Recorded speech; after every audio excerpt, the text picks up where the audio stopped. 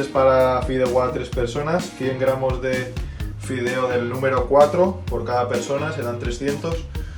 Un poco de sepia, calamar, 2 tomatitos rallados, media cebolla rallada, un poco un diente de ajo rallado y gambas y cigalas por cabeza, al que quiera cada uno.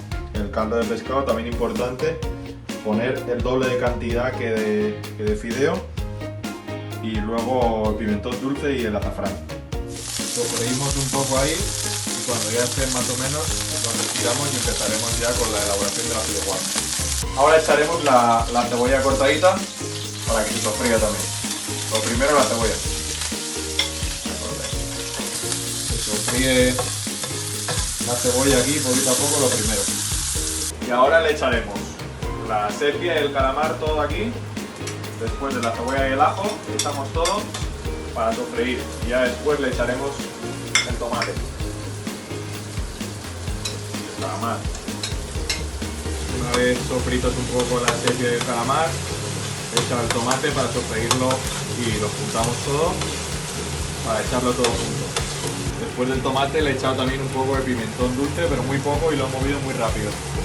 Y ya una vez todo esto, sofreímos, tiramos todos los fideos para sofreírlos antes de tirar el caldo de pescado. Le echamos el caldo, como he dicho, caliente, y en cuanto le echemos el caldo, subiremos el fuego a tope. Una vez hemos echado el caldo, se le echa el azafrán. Ahora tiene que estar 8 minutos a fuego fuerte y que hierva bastante.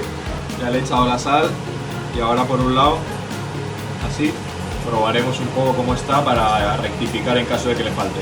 Ya está 8 minutos, entonces le bajamos el fuego para que se haga poco a poco y entonces ya volvemos a poner las gambas y las cigalas aquí bien decoradas.